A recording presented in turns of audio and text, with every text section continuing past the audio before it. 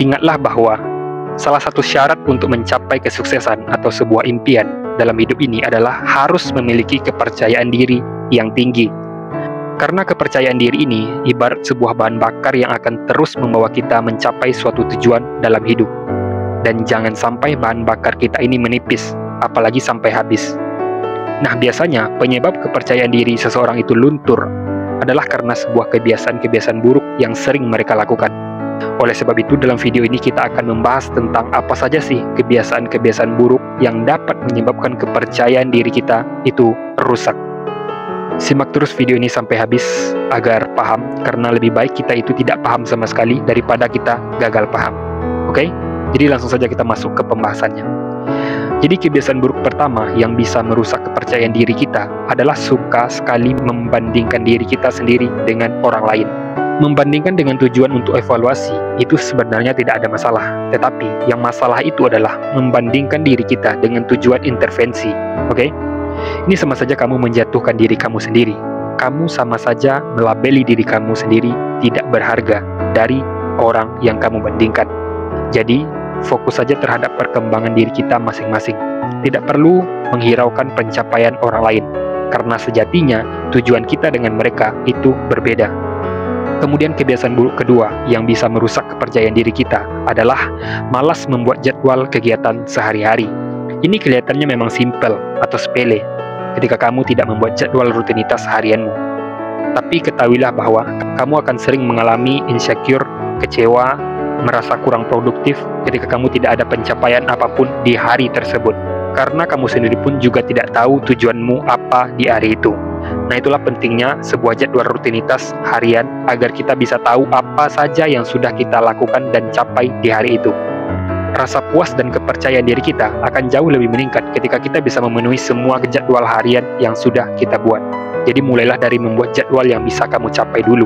Tidak perlu langsung ke rencana-rencana yang besar, karena semuanya berawal dari hal-hal yang kecil. Seperti saya sendiri, selalu mempunyai jadwal, yaitu bangun tidur, saya harus membersihkan tempat tidur saya dulu. Kemudian mandi, lanjut sholat tahajud, kemudian berzikir menjelang waktu subuh masuk. Setelah itu kamu bisa olahraga sebentar, dan lanjut buat kopi sambil duduk di teras dengan baca buku, dan seterusnya. Oke?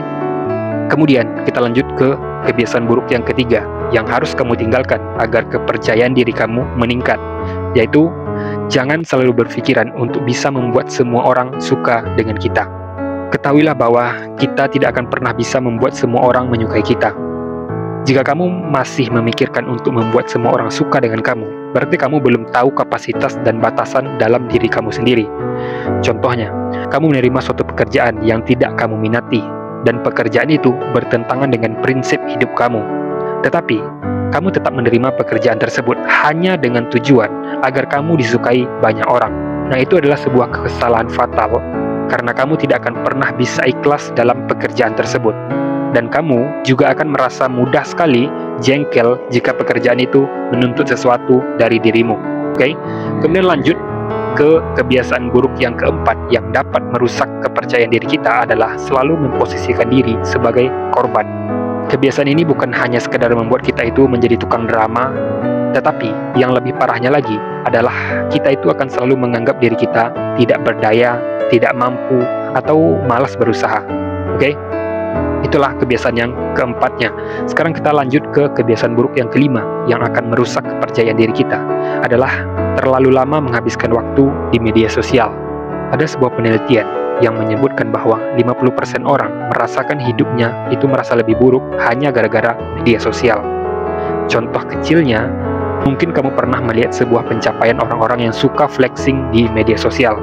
Nah, dengan melihat tayangan pamer-pamer itu, mungkin kamu akan membandingkannya dengan dirimu sendiri. Dan kebanyakan dari hal itu akan melunturkan kepercayaan diri kita masing-masing.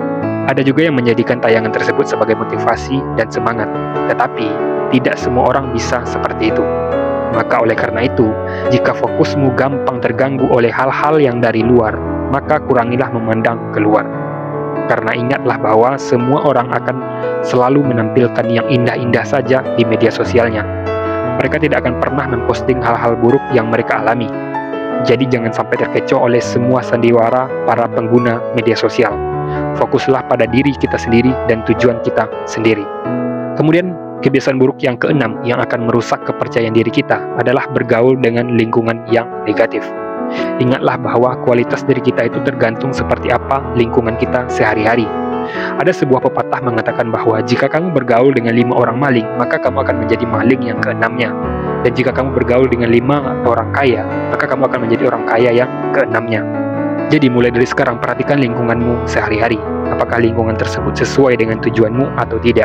Jika tidak sesuai, maka batasi dirimu untuk bergaul dengan mereka. Karena jika kita miskin pun, maka kita sendirilah yang akan merasakan kepahitannya.